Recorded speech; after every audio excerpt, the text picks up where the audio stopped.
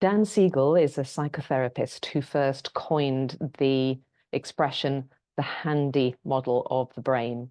And this model acknowledges that we have three key parts to our brain, and that is the brain stem, which is represented by the arm and wrist, the brain stem here at the back of the head.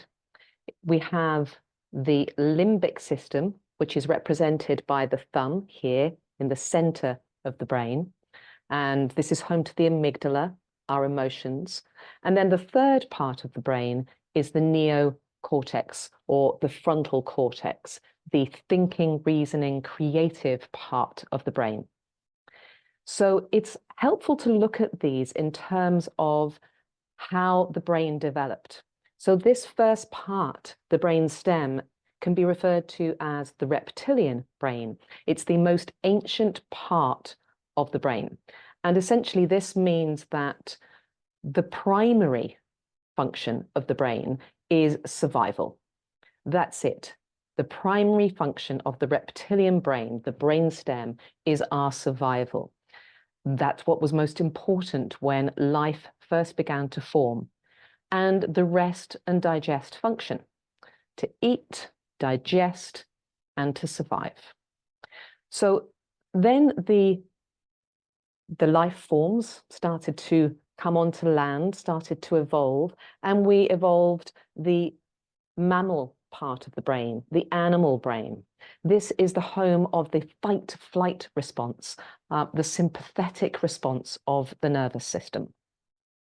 And this is the home to the amygdala, right in the center of the brain, and to our emotions, to our automatic responses in the face of threat, fight, flight, and all the feelings that come out, that are felt in the body when we are under stress. The third part of the brain to evolve is our neocortex, frontal cortex, the human part of our brain. This is the most sophisticated and the most recent part of the brain. And is this that makes us human. It is in the neocortex that we are communicating, reasoning, making effective decisions, focus, using language. It is the part of the brain that we really want to be hanging out in.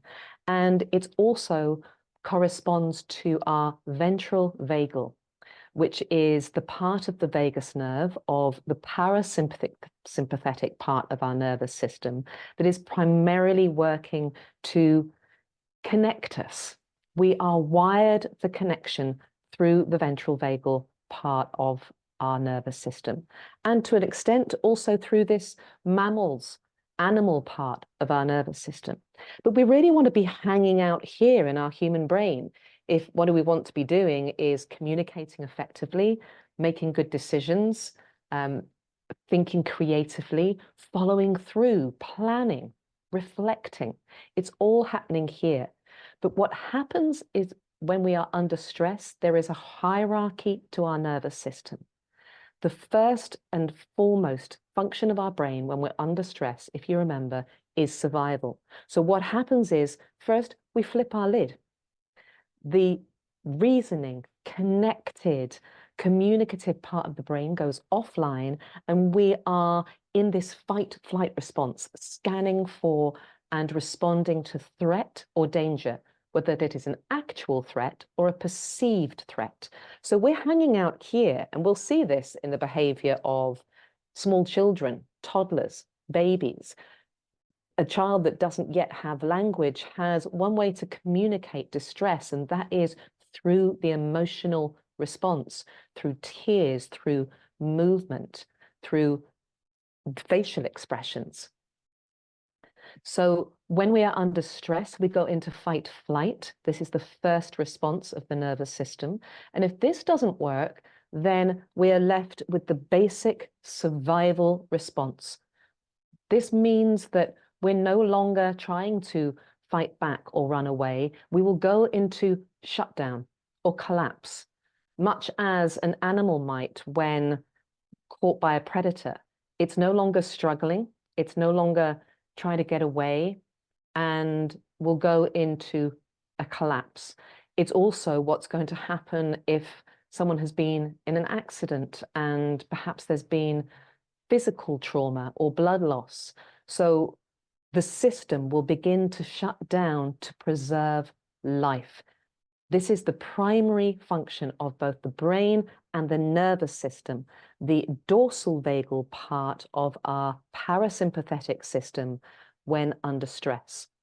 So what we need to be doing is working to find out how we can stay in this human part of our brain, our ventral vagal nervous system. And this is where it is so key that we become, both as individuals and as organizations and in schools, we become trauma informed, because we learn to recognize when someone is in distress and how to respond to that, so that we don't get to the survival state of shutdown, disassociation, or collapse, and that can build resilience both individually and at the level of organizations. So there you have it, Dan Siegel's handy model of the brain. I'd love to get your feedback and know what you think. How and in what ways is this helpful to you?